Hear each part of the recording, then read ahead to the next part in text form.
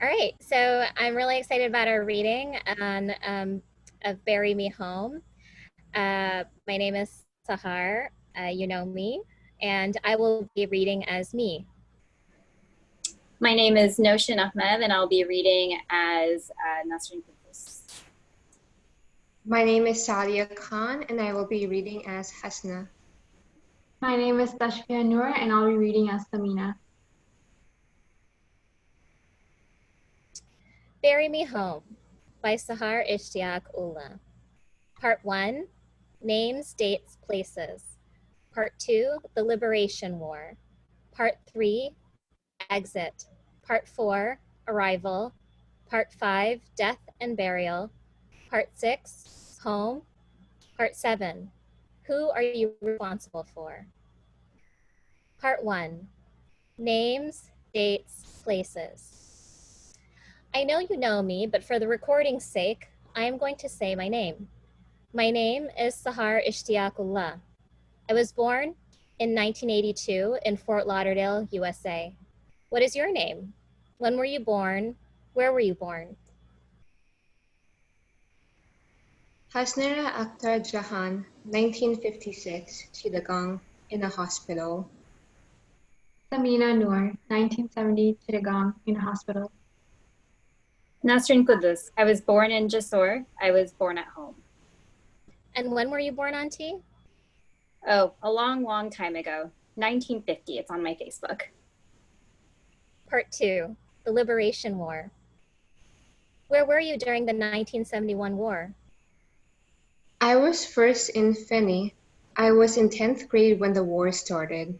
The schools closed. I went to the village. Then we went back to Feni, then back to Chittagong. I remember our people went to India. My parents said they took us to the countryside, to the villages. They stayed with family.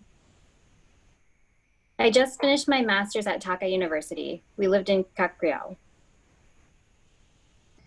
What do you most remember from that time? The Rajakar dropped bombs. I still remember the sounds. One bomb would explode and form a lake, a big pond. At night they were falling. My parents remember hearing the bombs. There were bombs we could hear every day. What do you most remember from that time? I just didn't think those days would come back. Everybody wants to forget. My mama was Muslim League. My father was Awami League. A lot of refugees stayed at our home. I don't remember much. Because you were a baby? Do you remember your parents talking about it? Mostly my mother told stories. I learned about the war in school. In Bangladesh, a lot of people died. That's the sad part. But after the war, they won. We all used to feel great that Bangladesh is an independent country. It was good for our country.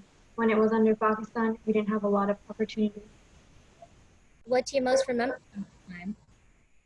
My uncle was involved in revolutionary activity. He was arrested and in jail until the war ended. I remember the night the war broke out. My aunt jumped across the brick wall. Where she went, we did not know. She was hiding because she was afraid she was going to be arrested too. What do you most remember from that time? It lasted for 9 months. It was horrible after that. We basically hid inside our home.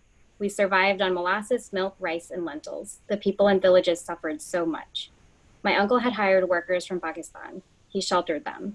When all these areas were taken over by the Pakistani army, my uncle was arrested and ordered to be killed.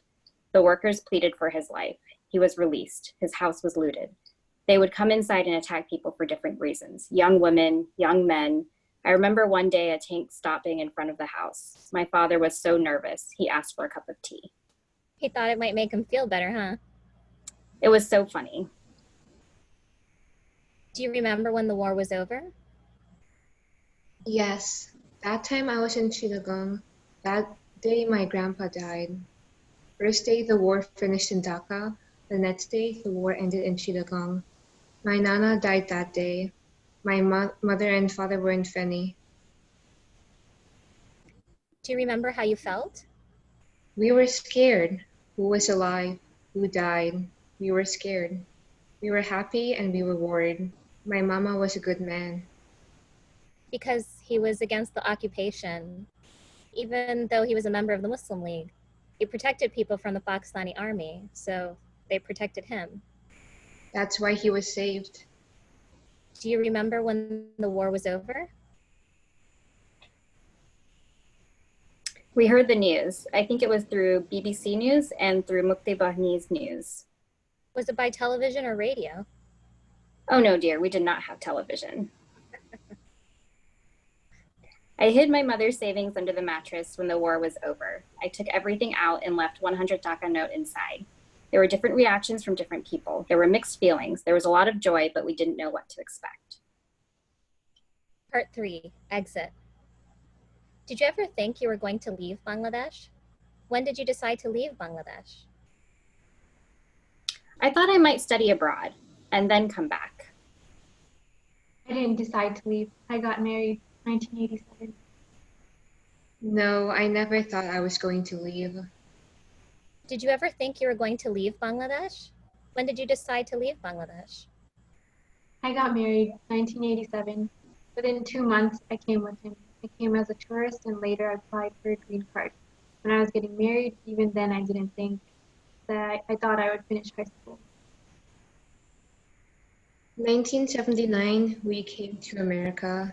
I married in 1974. We stayed in Dhaka University. We never thought about leaving. When we got married, your daddy applied every year for scholarships. One was for Belgium, one for America. I asked Polash Bai about it. He asked me, "Where do you want to go?"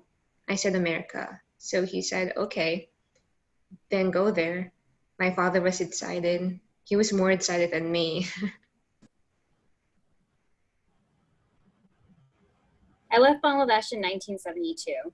I got married. We got married within a week. Those days, we were all programmed to accept this as a common thing. Life had been disrupted by the war. Going to England, it was one step ahead. I never thought it would be hard. So you went from Dhaka to London to Mosul to Kuala Lumpur. What brought you to the US? I think your uncle has a problem. Part 4, Arrival. Did you ever imagine you would live in the United States? When did you realize you were not moving back? My brother was already in America. My father had died. I wanted my mother to come live with us. Things seemed so long ago. Was that person? Before marriage, I never imagined I would leave. We watched TV and sitcoms. There was a show called Dallas, MacGyver, $6 Million Man, Wonder Woman. We had little idea about America. America was neater than Bangladesh. The roads were nice. The beaches were nice. There's one thing to see on TV, and it's another thing to see it with your own eyes. When I came, I never thought I want to stay. Then your daddy did a PhD. We thought we will stay. Then he applied for a job. Then we stayed. There was no plan. Did you ever imagine you would live in the United States? When did you realize you were not moving back? When I got my green card, your dad applied for a green card. We went to visit Bangladesh and we came back. You were still thinking we might go home. If I didn't come with your daddy, he would not have ever stayed. He was scared to be alone. He can't do anything without me. When I came from Bangladesh, I was in an apartment. In Miami, right? Yes, in Miami. It was smaller than our apartment in Bangladesh, but it was neat. I couldn't speak English at all. Most of the things I used to like, everything seemed beautiful. Like, for example, in the house, there was a vacuum. We didn't have that in Bangladesh. Washing machine, dryer. Maybe those who were rich, they might have had those things. But the middle class, we didn't have those things. We didn't have hot water. When did you realize you were... I knew I would go to visit Bangladesh, but I would not stay ever permanently. Once the kids started school, we didn't think we would return. Now our situation is different. If your uncle thinks about it now, I would go back. I always missed home, but my priorities were my kids, their education, your uncle's job. Now they are older, settled down, finished with their studies. But if your uncle doesn't want to go, I won't go. When I came here, I was always scared. How are they going to watch my body when I die? Then I wanted to see. A baby had open heart surgery. She died. Her mom was very young. A Maulana received the news. He called your dad and said, "Bring your wife." I brought the parents to our home. Then we dropped them off at their hotel. Then I learned. The baby was so beautiful. I bathed several babies. I bathed your silly uncle's baby. He bathed all kinds of bodies. I got more involved. I got more courage. I have washed so many women, but I cannot tell their secrets. We keep their secrets. Part 5, Death and Burial. In our community, a lot of people talk about wanting to be buried back home. Have you ever felt or wanted that? I always believed this is a sad situation. 25 years ago, I didn't know how bodies are processed to be sent. Now I know, and I think it is not right. My friend, she was sent back, and her own family said, "Why did you send her?" Now I think if I die, bury me here. If I die visiting Bangladesh, bury me there. In our community, a lot of people talk about wanting to be buried back home. Have you ever felt or wanted that? A lot of people, like me, have none of their family members here. They worry about who will visit them. Family members pressure others to send them back. I told your uncle, if anything happens to me, you will bury me here. My husband didn't want to talk about it. I told Tasneem the same. The sad thing is, I have never mentioned this to my sisters. Now, speaking with you, I feel I should be clear. In our community, a lot of people talk about wanting to be buried back home. Have you ever felt or wanted that? That was never a question because my mother came to live with me in Boston. I don't know how it came to me, but my mother did not think she was going back. When she died, my brother was in Texas. He came to take her to Bangladesh. I think my mother subconsciously knew she was not going back. She didn't want to go anywhere else. I wanted to buy the plot beside her. I wanted to be buried beside her. I am here in Florida now. I don't want my body to go to Boston now, although my friends would be very happy.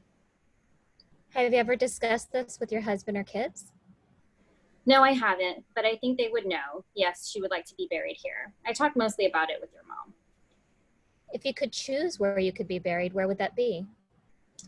I never thought I would move from Sharon. You never know. If Allah wants, I might go to Boston and die there. One of my friends, her husband died in South India while on vacation, and he was buried there, and she came back. Your own mother is buried here in America, in Boston. It seems you have permission to be wherever you are. What was the first funeral you attended in the United States? My mom's funeral is the first I attended in the US and the first the Bangladeshis of Boston attended. If it happens, it will happen. I have enormous faith in Allah. If you could choose where you could be buried, where would that be? Makkah or Medina, if I had a choice, that's where. If you could choose where you could be buried, where would that be? Makkah or Medina?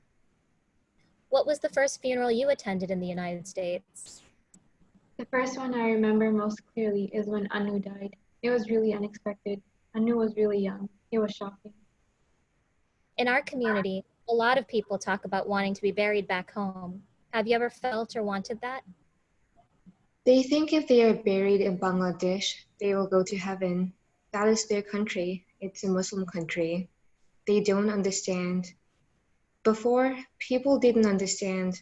I've explained this to our community. They are worried about what happens to the body. Because you believe the soul can still feel pain for the comfort of the dead? Where I die, bury me there. That is how it has to be. That's why we have to leave behind righteous people. If 10 people say you are good, you go to heaven. You can visit a grave wherever you are. So it is good to be good to the people around you, right? Yes. I used to tell my son, I don't want to die here. Send my body to Bangladesh. Anu used to say, when I die, send me too. He used to joke. Now I think I should not have said that. I used to say, why wouldn't I send you? This is your country. What was the most beautiful funeral you saw? The Maulana who was taken to prison. When he died, thousands and thousands of people came. I have seen big funerals, but I have not seen like this. The saddest funeral. A young man's wife died. She was young. She died of cancer. They fell in love with each other and then came here. During the current pandemic, many people have been unable to attend funerals of loved ones. or see them before they died. What does that make you think about? Situation now, we are hearing even immediate family members cannot attend funerals. It is really heartbreaking. I don't really know what we can do. Even here, if you die, no one can visit. Even in Bangladesh, no one can visit. During the current pandemic, many people have been unable to attend funerals of loved ones or see them before they died. What does that make you think about? My father died 2 years ago. I was here. The car brought the body from the hospital to our home. Outside the house, that is where he was bathed. Then they took him to the graveyard. If anyone dies, they come home first. Even before the body arrives, the house becomes full waiting for them. There is mental satisfaction. Here it is really hard. Sometimes you are alone and have to deal with it on your own. We do funeral arrangements from home now. I don't go anymore. Those who aren't afraid, they go to bathe the dead. People are mostly afraid that nobody will come to visit. For example, Maruf uncle is sick. We can't visit him. Nobody is going to anybody's house. Nobody is coming to anybody's house. In Bangladesh, a daughter lives on the bottom floor. Parents live above. But they aren't visiting each other. Everywhere is the same. Part 6. Home? Where's home for you? Did you ever think this is my home? Out of my 70 years of life, the most I spent is in Boston. I have a lot of homes. I still never think this is my home. Whenever I go to Bangladesh, I never remember I have a home here. I don't know why. Home is Bangladesh. Here, my kids are here. My husband is here. That's a tough thing. Does America ever feel like home for you? No. Maybe for staying, it is a better place, better opportunities. But I have no family members here. But you spent most of your life here. It's amazing where our minds go. We think about a time and place where we were loved and surrounded by love. Now your dad thinks about his childhood, about teaching there. He thinks about his old friends. I just stay here. I don't think this is my home. Whatever I have, I give it to my kids. I know this is your home. You won't leave here. What about Florida or America do you like the most? Everything is the same to me. Part 7. Who are you responsible for? Tell me about the first time you voted in the United States. How did it make you feel? I think it was Clinton, not the first Bush. I'd listen to your uncle. I wouldn't understand. I didn't find interest. For the men, it seems like voting is a really important thing. People who vote, they believe it is their duty. We got our citizenship when Clinton was president. For my first vote, I registered as an independent. I voted for the Democrats. I call them the spineless Democrats. I was annoyed. I was disappointed in his choice for vice president. I have seen a lot of presidents: Carter, Reagan, Father Bush, son Bush, Clinton, the black one. Obama? Yes, Obama. And now the crazy one. Last time I knew the crazy one was going to win.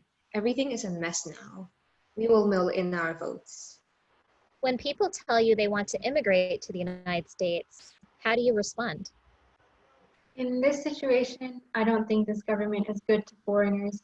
I don't think it would be a good decision. Those of us who are here for a long time, we have seen what happened before and what is happening now. If I tell this to those who are in Bangladesh, they will say, you can say that because you live there. Maybe for those who are really struggling in Bangladesh, they might think even this situation is better.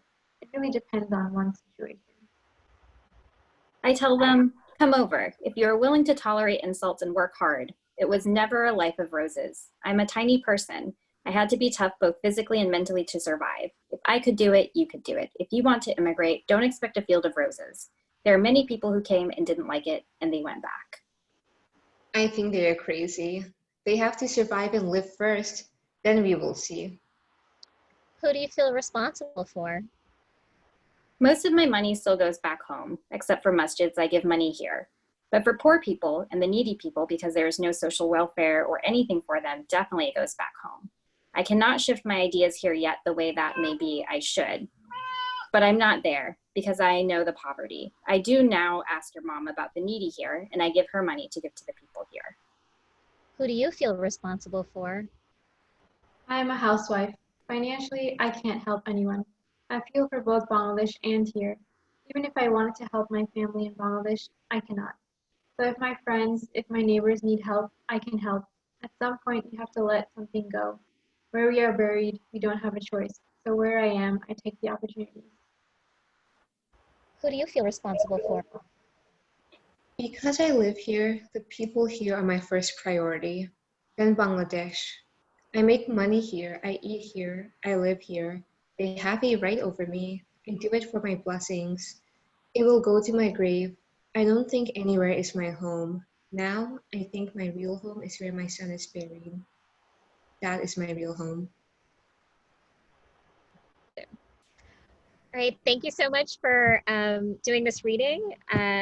I hope it was an experience, and I don't want to like describe the experience because I don't really know how it felt to you. So I hope it was an experience. So the first thing I would like to know from you, if you could tell me again your name and how old you are and where you were born. My name is Noshin Ahmed. I'm 32 years old and I was born in Cambridge, Massachusetts. Thanks, Iris. She's like, she ain't lying.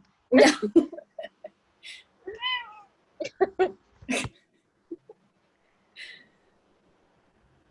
ahead, Sadia. My name is Sadia Khan. I'm 24 years old and I was born in Fort Lauderdale, Florida.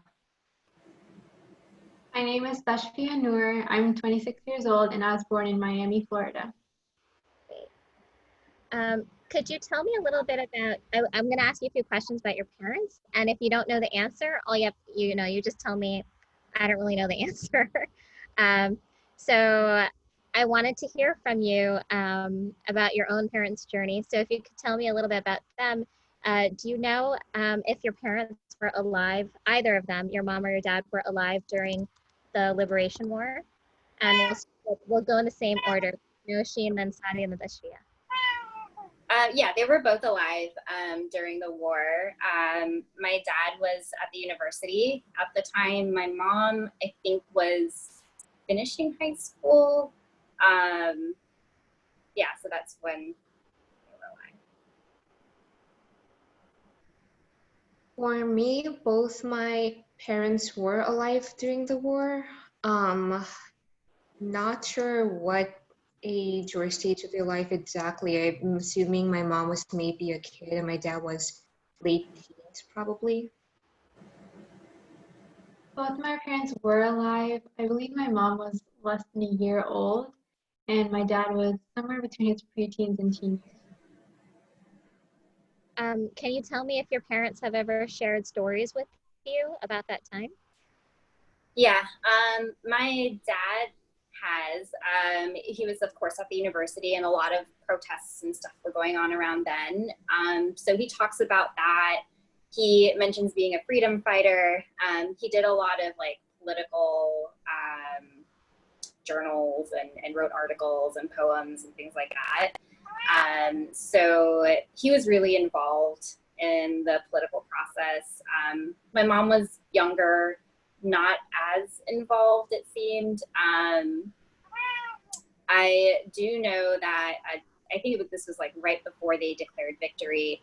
My grandfather had pretty much put all his kids and my grandmother on a boat to India to escape the war. There was news that the Pakistani army was coming to the town to burn down like houses and things, and cause a lot of destruction. So they were pretty much fleeing the war, and they were like, I don't know where, but on some river somewhere when they declared victory, and they were able to come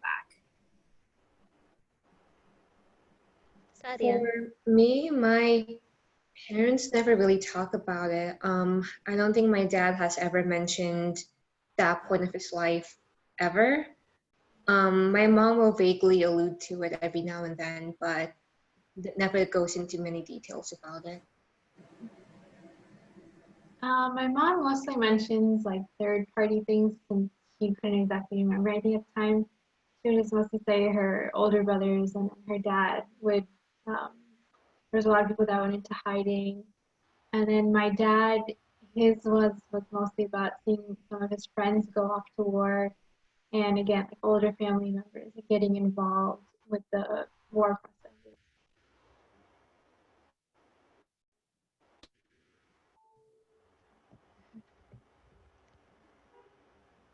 Do you know when your parents immigrated to the United States? This is for everybody. The next question. Do you know when your parents immigrated? And if you Yeah. do, what year? I think it was 1985. Around 1980, like late 1980s for my father. And then after my parents got married, he brought my mom over around early 1990s.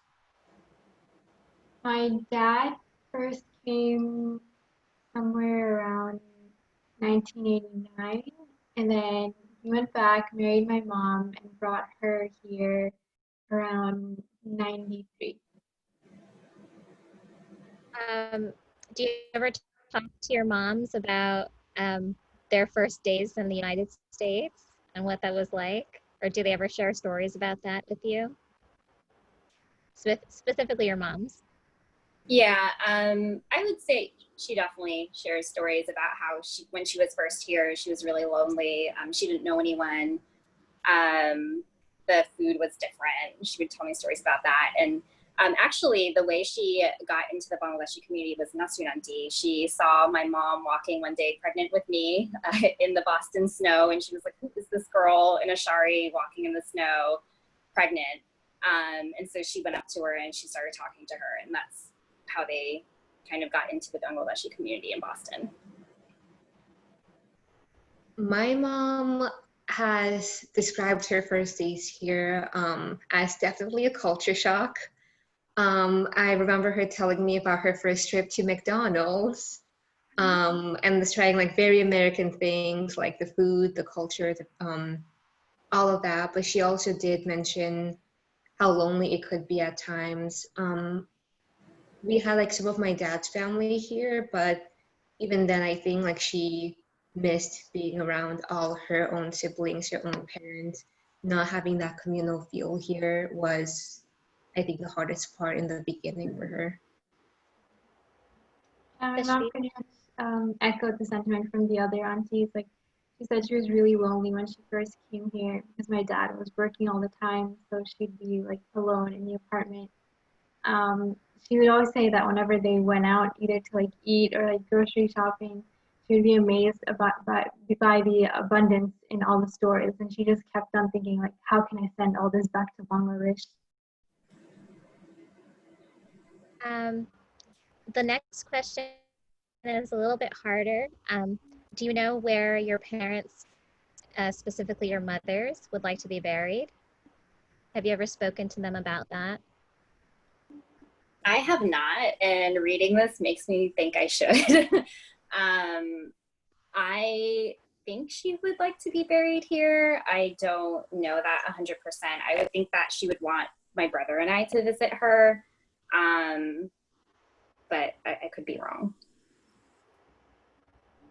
I've actually been having this conversation with my mom for the past couple weeks.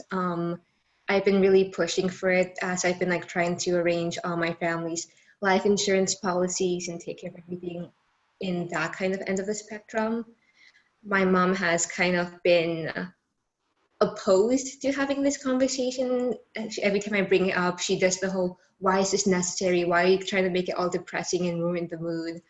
I've been like constantly pushing for like, I need to know for my documents, I need to make records of this, just trying to get everything in order. And like, we need to prepare. So I think, and then in the end, she's been hinting at the idea that she would ideally like to be buried in Bangladesh, but at the same time, there is some hesitation in her voice. I think one, we are aware of just the difficulty in disarranging the logistics if she passes away here. And then even being buried in Bangladesh, I think another concern of hers is, you know, like how often are her own kids going to be able to visit her if that's the case, and things like that. My dad has already bought plots for the both of them, like for my dad himself and my mom.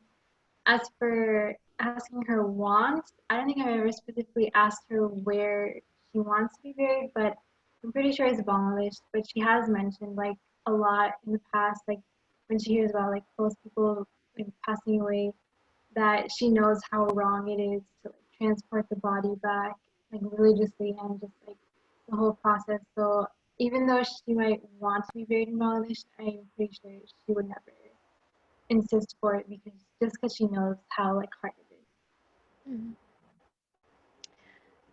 So the last question I'm going to ask you is, um, after reading this, what was your first, what were your first thoughts or reactions to it? And you can tell me about how you felt, or a line that really struck you or stayed with you, or some of the themes that immediately emerged for you, anything. And you can read from what you free wrote if you want to, and it doesn't have to be complete sentences. So I wrote some notes about how it feels like it's a cycle almost, where they left right after a birth of a nation, and how hard that must have been to not be there for the following years and to see that country grow. Like Nasir Nandi, my parents came here for an education. They told me that they weren't thinking about staying at all, but they decided to stay for their kids to have a better opportunity. They thought it would be better, so that's why they ended up sticking around.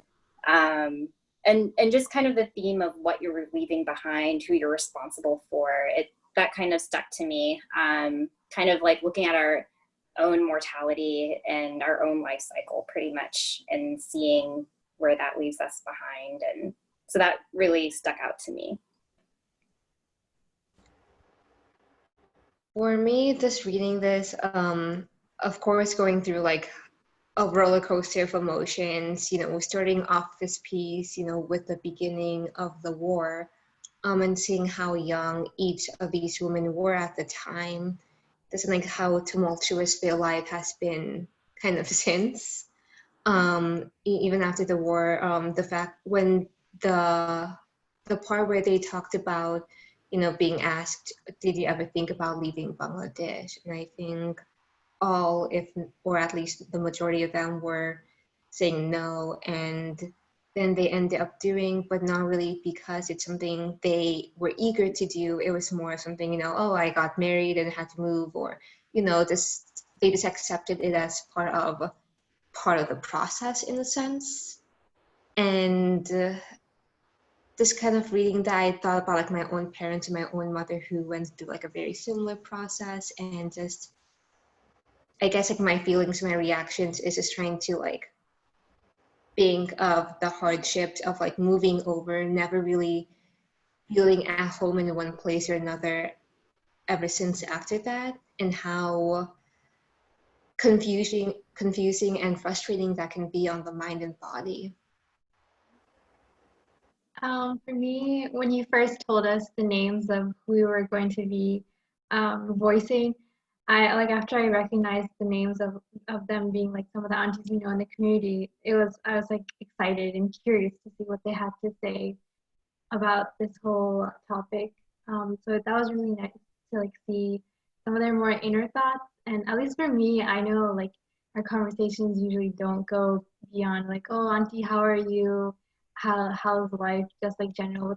But then this kind of gave like a deeper insight into topics we normally wouldn't talk about. And like Talia said, it kind of reminded me of my own parents, like how we don't have these conversations with our own parents, and maybe I should have more of them, just to like get to know them better and like know their stories before it's too late. And then as for the themes, I noticed like a lot of the aunties, like even though they've been here for so long, they all still consider Bangladesh to be their home, and they're more attached to Bangladesh. The only reason Oh no, their husband. repeat that. Yeah. Um, From what part? you were saying for the aunties, they all seemed, even though they were here for so long, they all considered Bangladesh to be home. Oh, And yeah, then, they all consider Bangladesh to be home, and the only reason they're still even here is because of their kids and their husband. and it kind of just like highlights the sacrifices they have to go through to like stay in a country. It's not just like giving up their lifestyle, it's giving up the sense of like belonging to a country.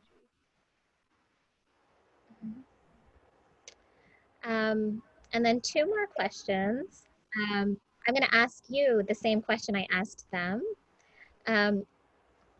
For you as a second generation American, considering now what's happening with the pandemic and with the current uprisings for Black lives, if someone were to tell you, right, a relative or someone from Bangladesh were to say, I'd like to immigrate to the US, I'd like to come now, what would you tell them?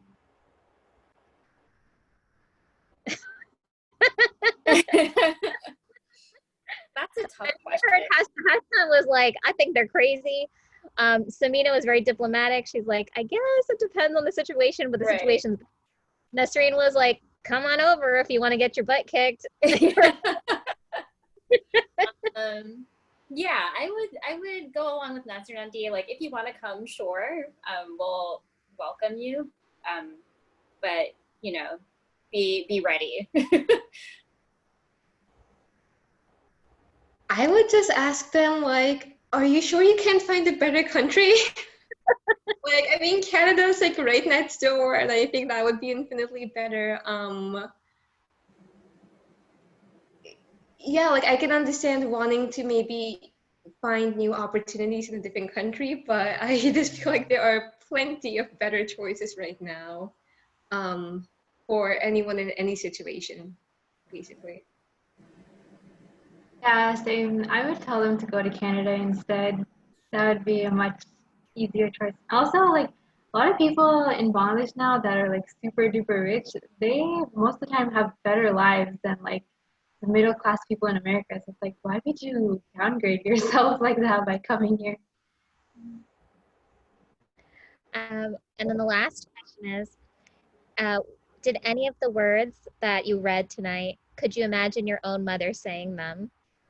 And if you can remember like a line, like you can even pull up the script. Is there something that you can imagine your own mom saying?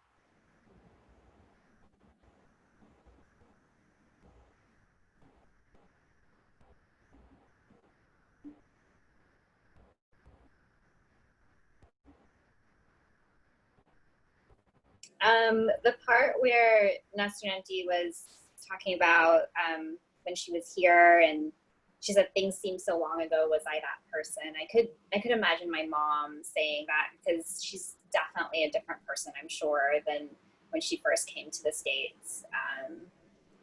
So yeah, I could definitely see that.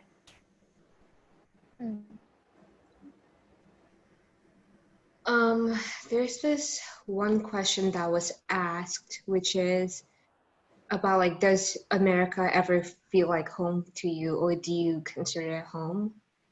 And there are two different answers by two of the women, and I have been in my mind going back and forth trying to think of which one my mom would say, because I can kind of see her having both responses. The first one was the response to the question, does America ever feel like home for you? Samina says no, because there's better opportunities here, but she doesn't have any family, and that's something I hear my mom saying a lot. But then there's another response by, I think it was Asna, or can't pull it up, but one of the other women had said, no, like now my children are here, like, so this is kind of my home now. And I also hear my mom saying that a lot too. For me, it was in the section about death and burials, where Samina Auntie was talking about how it's really hard here to deal with death, because in Bangladesh you're pretty much present in the situation, and you have access to more resources and family members for grieving, but here you have to deal with it alone. My mom was here in America during both of her parents passing away, And I was old enough to remember her going through the grieving process during both of them, and I saw how hard it was for her to not have her family members support her during that time, and just like really wanting to go back to Bangladesh and like being able to see the body for the last time, but not being able to do so both times. So I could definitely see my mom relating to that section. Well, thank you so much. I'm not going to do a second. I know I told you I'll do 2 readings, but I think the first reading was perfect and it's enough. And the conversation was really great. Do you have any questions for me? We have 6 more minutes. Thanks, Sahar. Thank you. This was really cool. Thank you. I'm really glad. I hope it was a good experience for you. I'm also now like thinking with the 12 and 13-year-olds, I'm like, I don't know what questions to ask them. But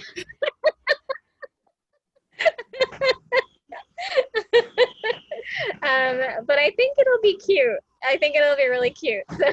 Yeah. And their parents signed the form, so their parents gave them permission. I probably didn't even understand like what was going on.